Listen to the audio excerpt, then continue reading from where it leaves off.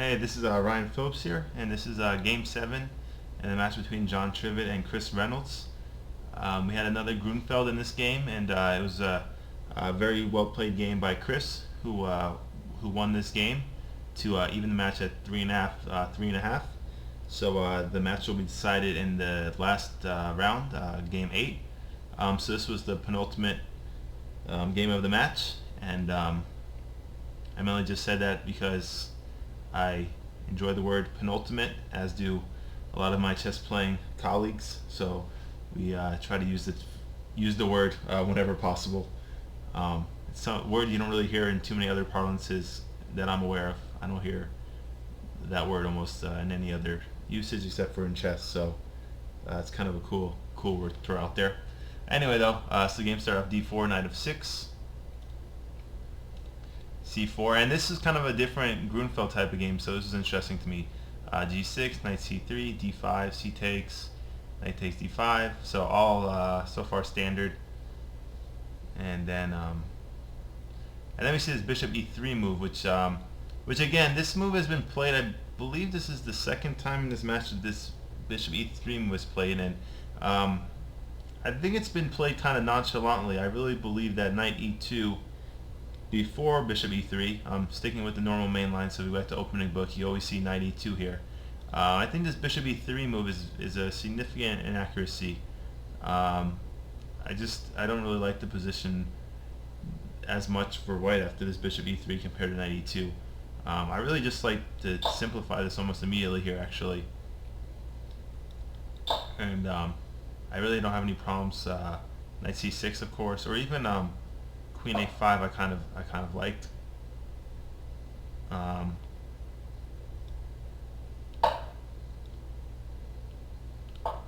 And I believe this is an alternative, or this is a possibility that could be played.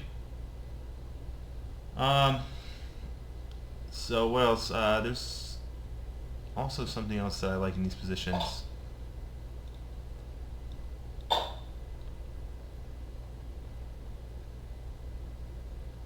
So I don't know, maybe knight c6 just transposes.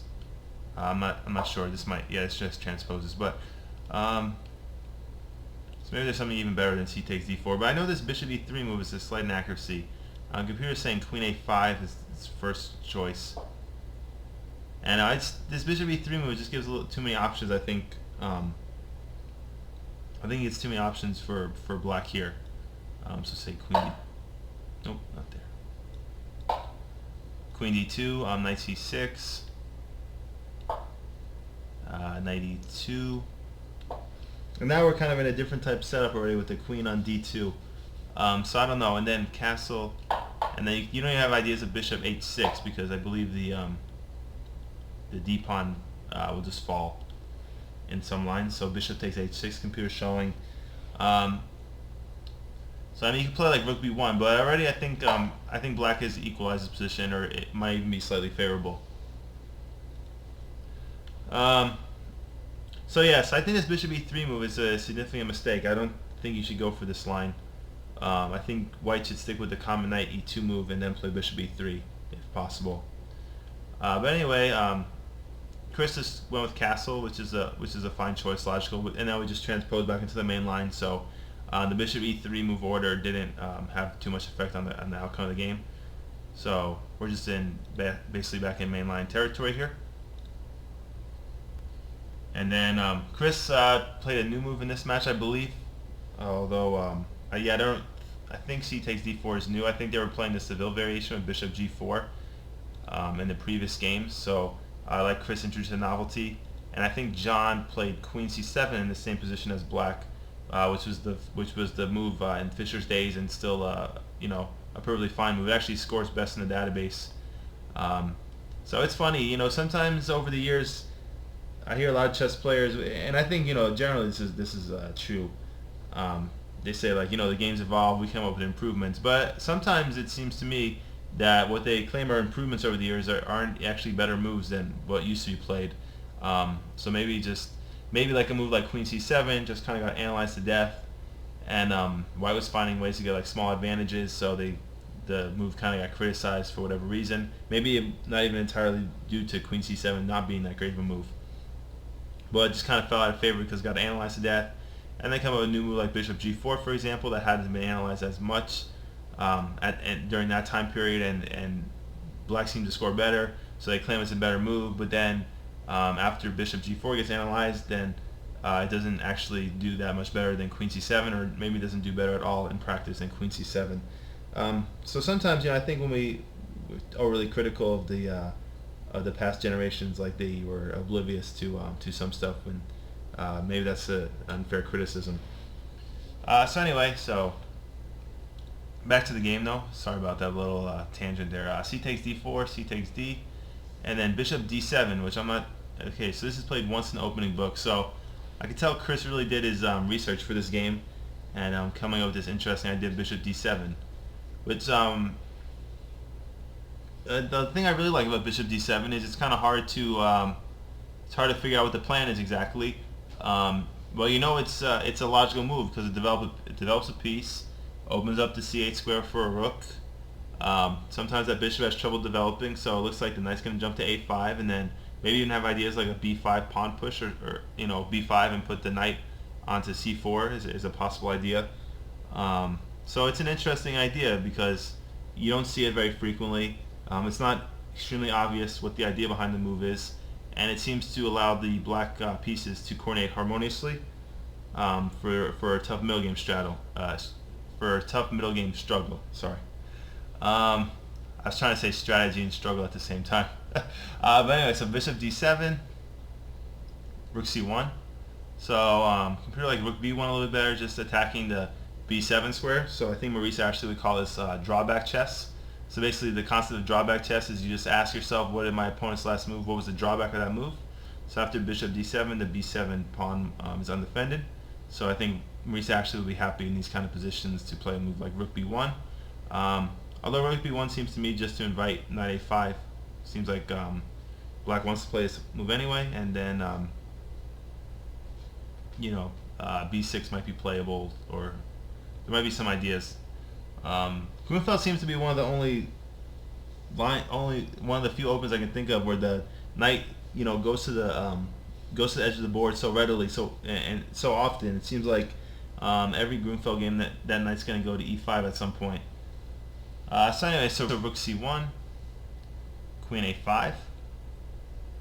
So Chris took away the A5 square from the knight, but he's definitely going for some piece activity, attacking the A2 pawn, which is currently protected by the bishop on C4.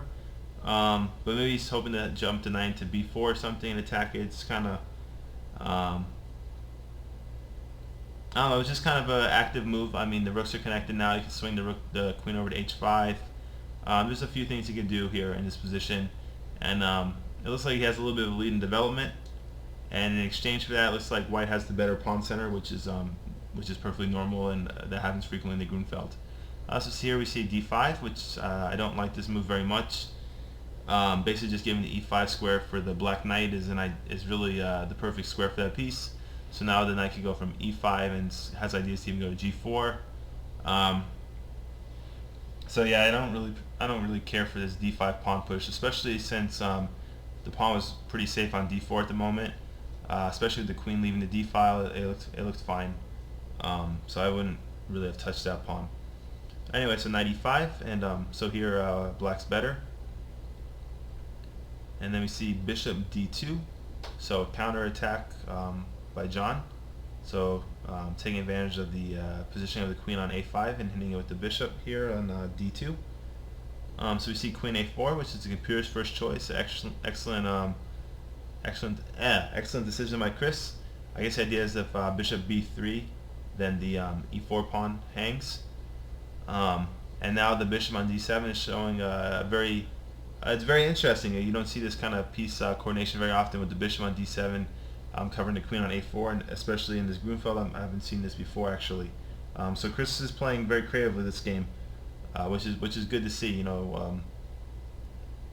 I think Chris has the potential to be a very creative player, and I think he should embrace that. I feel like sometimes he fights the urge to be creative, to play perfect, and I think sometimes trying to play perfect is the enemy of playing creatively, and I think like Tal is probably the best example of that I could think of off the top of my head. His games are far from perfect, but they're perfect in their creativity. So he,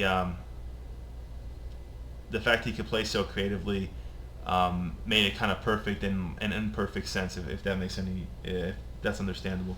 So anyway, so you see queen takes a4, bishop takes a4, bishop b3, which looks like the only retreat square for the for this light squared bishop, and computer showing bishop g5, attacking the e7 pawn, but I can't blame Jon for wanting to keep his bishop pair, especially since I think the rook on c4 maybe will be like a liability. So you see like knight takes, c4, rook takes, and then we have this bishop b5 idea, and it looks like the knight will just drop. So another thing that bishop g5 does, which is why this is a computer move and probably very hard for a human to find, is after bishop g5, if knight takes, rook takes, bishop b5, now rook c2 covers this knight on e2. So bishop g5 is a very computer move. You know, a human might not see that you can retreat the rook to c2 and then the knight be protected. So that's why computers are basically impossible to beat nowadays. They just see everything, and they understand the full merits of every move. So a human might see a move like bishop g5 and just say, I'm attacking the e7 pawn, and it'll never cross their mind that, oh, if I remove this rook from the second rank, or if I move the bishop from the second rank, the rook can occupy the second rank and cover my knight here on e2. So that would probably never dawn on a human player. So bishop b3 is played, which I think is a fine move. Bishop b5, hitting the knight here on e2 and taking advantage of the fact that it's pinned to the rook on f1. Bishop d1.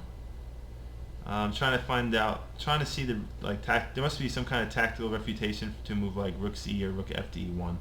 So rook f to e1. What's the okay, that's a dumb question. Just have knight d3. Okay, and then rook c to e1. I think knight d3 is probably still a good move. Probably have knight d3. Rook d1. And then probably knight c5. So since my screen doesn't show all that, let's just look at this variation. Or rook b1's playable, okay. So rook b1 is showing a little better, and this knight c5 hitting this e4 pawn and then taking advantage of the fact that it's pinned. So if we play rook fe1, yeah, just knight takes e4 looks like a very good move. And white's position is slowly collapsing here. Or actually, it might quickly collapse. I don't really know. But anyway, obviously, black is much better just with the pawn advantage, and their pieces look much better coordinated. I think the bishop on b5 and g7 are excellent bishops, and it's not an e4 is a nice piece. Not to mention that we're hitting the bishop here on d2 as well, which is unprotected at the moment. So Jon finds this nice defensive idea of bishop d1. So yeah, I really have been very impressed this whole match. I hope that comes across in my videos. I'm not sure if I've said it enough. If I've said it too much, I apologize, but I really just want to give these guys a lot of credit because I think they played very well. And you know, I think they deserve a lot of credit just for how well and entertaining the games have been and how accurate they've been, which I don't want to neglect saying that. I think the games have been very, very accurately played. So rook ac8, another first move of the computer. f4. So this move is a losing move according to the computer, but I think it's understandable to want to kick that knight off of the e5 square, because the e5 square is just a beautiful square for this knight right here. And I think just how nice the knight was on e5 just kind of underscores, or you know, kind of reiterate how bad I didn't like that pawn push to d5. I think that pawn push to d5 really caused a lot of problems for white here. There's really no rush to push that pawn. It was very well placed, and there's no real threat to even create a passed pawn at this point in the game. So I think the pawn on d4 just staying there would have been a much better idea. Especially once the queen went to a5, that knight on c6 really had nowhere to go. So by playing d5 and giving it a nice home to go to, I think Jon would probably do something different if he had the same position again. So knight c4. Hitting the bishop here and just having a very nice post for this knight right here.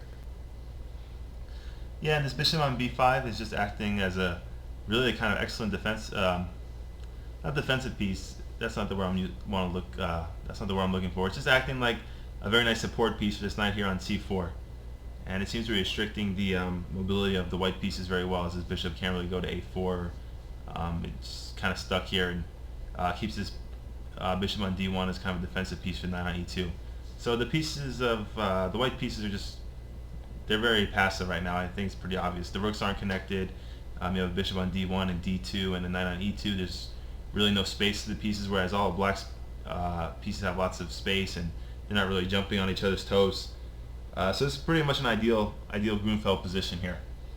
So anyway, I see bishop b4 from John. So basically just hitting the e7 pawn, which I noticed the e7 pawns always seems to be like a weakness in these Grunfeld lines. So that's something I've been trying to figure out how to deal with. And also I've been having some problems when I don't play the Grunfeld perfectly well. My g7 bishop getting locked in. If white can get an e5, for example, I've been having trouble with this dark square bishop being a liability, which I know is, I always know that means I'm not playing the Grunfeld right, because that bishop is supposed to be like one of the most powerful pieces, if not the most powerful on the board. So my bishop on g7 kind of gets locked out of action. I know I've played too passively at some point in the game. Anyway, though, so here Chris plays knight e3. Just hitting this rook on e1, and hitting the rook on f1, I should say, and also attacking the bishop on d1. But I don't believe the knight would want to take that bishop, since it's it's a pretty passive bishop at the moment. So anyway, so rook e1, rook takes c1, knight takes c1, and then we see bishop d4 here. So yeah, I like this kind of play by Chris. It seems very natural to me, just to kind of put some pressure on the white king here.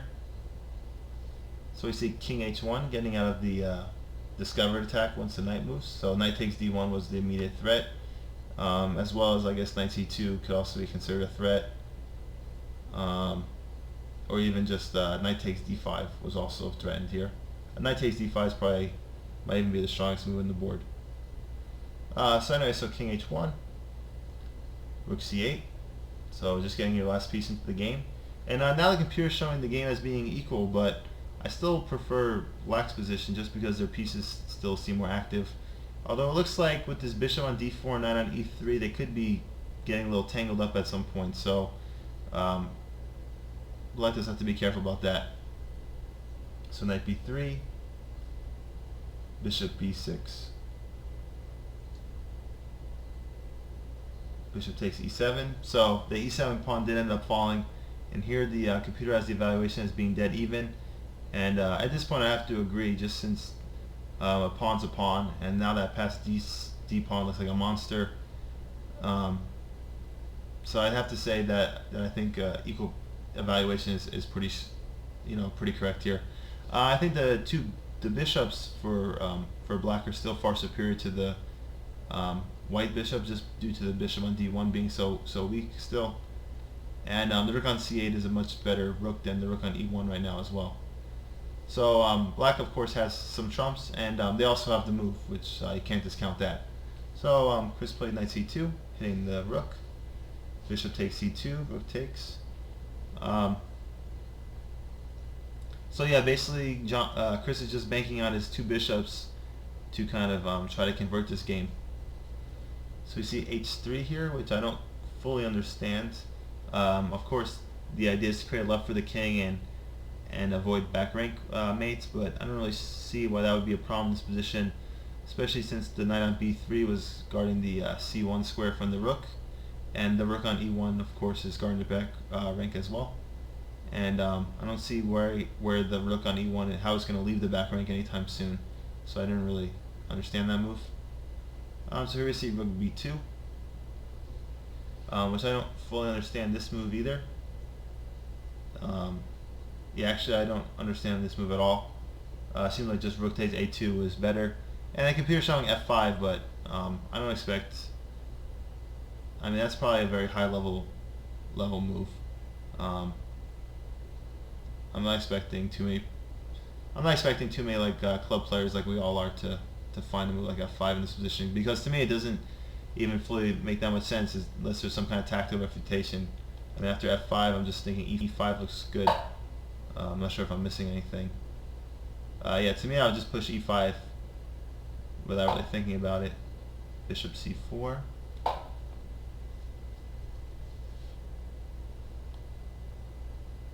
Okay, so the idea is to put pressure on the D2 square. Alright, so this is a tricky kind of computer-like idea.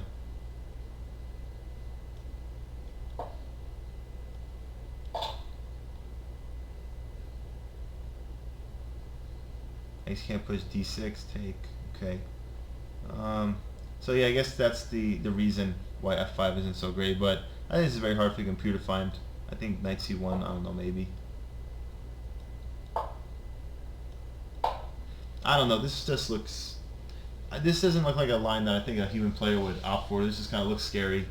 But apparently it's much better for black here, so maybe someone better than I am would go for this route. I think personally, this variation looks very scary to me. I think I would have rejected it just because it looks dangerous. And this is a good learning tool for myself, and I think anyone else watching these videos. Just that when you get better, you can't avoid positions that look dangerous. You actually have to see that they are dangerous. And I think I've been reading a lot of good, really good chess players like Song, Grandmasters, Super GMs. They always kind of say that's one of the main stages of development that really helped them get better, was when they trusted their calculations and realized that just because something looks scary, they have to make sure that they don't have defensive resources to combat it, because if they do, sometimes that's the best way to win a game, is to allow something that looks scary that actually doesn't win for your opponent. And I think this is a perfect example. This looks winning for white just because of this passed d-pawn, but with accurate calculation, it's nothing. This d-pawn is never going to queen. And not only do you have a passed d-pawn, you also have a passed e-pawn supporting the passed d-pawn. So it just seems like you should win this game. But if you calculate accurately, there's actually no win here for white, and there's actually probably a win here for black with this kind of evaluation. So this is a good learning opportunity, I think, for all of us, just to not be fearful of lines that look dangerous, unless there really is something that you can't prevent. Anyway, all right. So H3 was played, Rook B2, D6, and I can't really fault Jon for playing this move, just especially based on what I just talked about. It just looks very dangerous for your opponent. You don't think it's a mistake. That's one of the reasons why chess is a very complicated game. It just seems like a natural move that should remain in the position, and it seems like you're threatening to push D7 once you protect that square with probably an idea like Rook D1. So I don't see why you wouldn't think a move like D6 is a very very tenuous option for your opponent to have to face. But here it actually is a losing. Maybe not losing, but it definitely swings the advantage back to black. So Rook takes A2, Rook C1. I don't know. I don't really get the idea behind Rook C1 here, since there's no mate. I don't believe. Can you try? Okay, so Rook C8, King G7, Bishop F8, King F6, E5. I think even King E6 looks playable, since this bishop's taking away all the checks. C5 and D4. Maybe King F5 though, and then G. I don't know. This would be something I have to spend some time calculating, but I just don't really see what the idea of Rook C1 is, especially if black can prevent the Rook from penetrating to the C8 square. So Chris finds this nice move, Bishop C6, which stops the Rook from penetrating. And I think I would be considering, if I was in Jon's shoes, I would be considering Rook takes C6, B takes C6, and then D7. But apparently this is too slow. So this is one. Okay, so I guess A5. I guess this is actually a position where the two pieces are not better than the rook, since the passed a5 pawn is strong. And then kind of on a side note, I just recalled that I was going to make a oh, is that what was played here? Okay, that was actually played in the game. I actually discovered in Rivka that you could drag the square that you want the piece to move to and then touch the piece. So like this, for example. So I thought this was like the coolest thing. So I was gonna make a whole video where just moving the pieces this way. It takes a second to get used to, but your brain adjusts to it. Anyway, not to take away from the game, but I just really like that Rivka has this feature, and it works for captures also. Like, so it's black to move here. I could actually grab this first and make the move like that, which is pretty cool. So I'm not sure if everyone was aware of that. That's how the GMs move, and I noticed Nakamura does that a lot, so I kind of stole that from him. All right, so we have King H2, Bishop takes C5, D8 Queen. And then there's another thing, if anyone can help me with this and that knows Rivka probably a little better than I do, how do you under-promote in Rivka? Because I've been looking online figuring out how to do so, and I have no idea how. It just always promotes to a queen. So anyway, so rook takes D8, bishop takes D8, and we have bishop B6. So here we can see that black definitely has the advantage, as they have a passed pawn and they have an extra pawn. And you know, these pawns are, the passed A pawn is very menacing, and the passed C pawn is something that white has to deal with as well.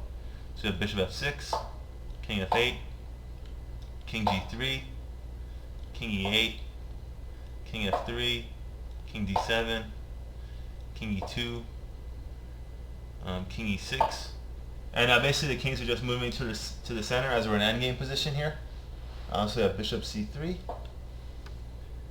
A5, and now Chris is getting the passed A pawn rolling, which is fantastic endgame play. So this is a necessity if he wants to try to win the game.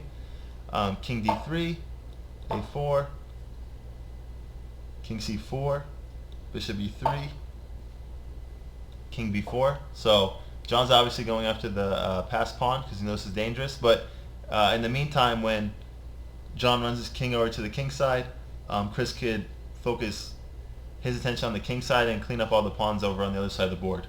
So that's another benefit of having the outside passed pawn, is when your opponent spends time dealing with that threat, you just can't attack them on the other side of the board, and they don't have time to deal with both problems. So I have A3 by Chris. King takes A3, bishop takes F4, king B4, and then F5, which looks like a good move actually, because the king kind of wants to penetrate, and this E4 pawn is really annoying, getting in the way. So we have F5, king takes, king C5. Yeah, I think I prefer king E4 here to king G5. It's usually centralizing the king is the better bet. But let's see, king G5 probably looks okay.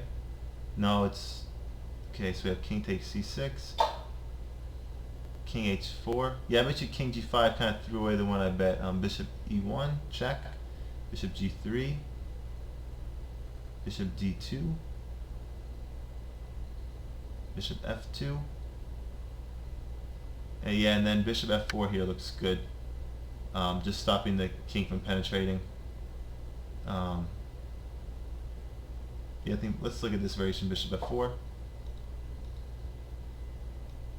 G5. Yeah, bishop D6, and then bishop G3.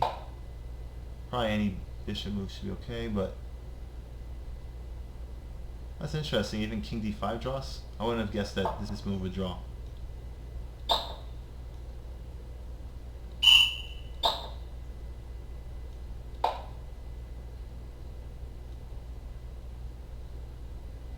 It's interesting.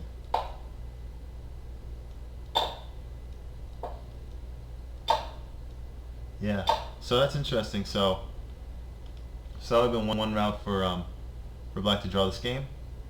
Unfortunately, or for white to draw this game. My apologies. Unfortunately, I think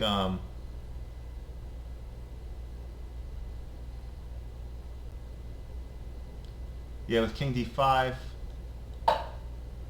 I think this, I don't know, even this position, I don't know. The computer evaluations is very misleading to me because it says minus one pawn, but it doesn't really tell you if that's enough to win or not. And I feel like that's probably the next improvement in computer technology is not only will have this evaluation with the number, but they'll say like if it's winning or not. I mean, right now this minus plus is supposed to tell you that it's a winning position, I believe, but I don't even think it means, I think it's ambiguous if it means that with best play from both sides, if black will win the endgame. I think it means something a little different in this circumstance, because I know this kind of like minus over plus means black's winning, but I don't know if in endgame situations that's necessarily true. I think there's some endgame positions that are drawish that they'll have this kind of minus plus, and it won't, it won't be a winning position for one side or the other. All right, so king g3, king e4, king takes g2, king f4, h5, and then here I'm curious if I'm really curious if white could hold this position with king g5. So John played h4 here, which is a very bad blunder, and he resigned since this bishop takes h4 is a clear win. But I'm wondering if king g5 holds this position. I'm not really sure. I'm thinking about consulting a table base. I might have to do that after I post this.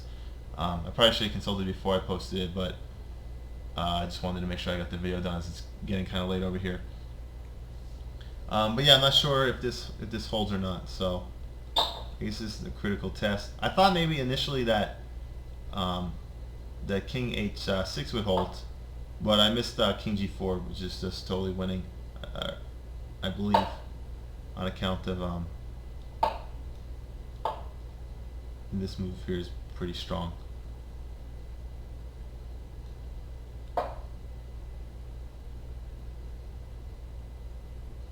Maybe even g5 here. Does that win? No, this is. Yeah, g5 would have been a very bad move. Yeah, king f5.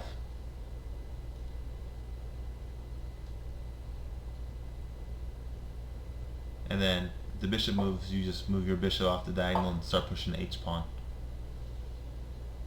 Not off the diagonal, but just move the bishop out of off the h4 square so you can push the pawn. Alright, so anyway, alright, so king g5, king takes, and I guess the king takes g6, and then h4 would be a very bad move, just because bishop g5 would then draw the game, as there's no defense to this move. There's no way to stop the h4 pawns just from being taken, and then king and bishop versus king, of course, is not enough to win. So we see king g4, and I don't know. I'm feeling like white should be able to draw this. I don't see how black makes progress here to push the pawn, because you have to get the bishop in the way of the diagonal in order to push the pawn, and I don't really see any way to do that. Okay, never mind. Bishop h4 looks pretty simple. Yeah, bishop h4 accomplishes that. Alright, it's pretty bad of me. So like bishop d2, but we have to also figure out a way to get that pawn rolling. Because say you played like bishop d8, now we just play bishop e1, bishop g5, bishop f2, bishop f4, bishop e1. Yeah, I think this is a draw because bishop g3 just take and then take the h pawn. So I don't really see. Yeah, I don't see how you make any progress here.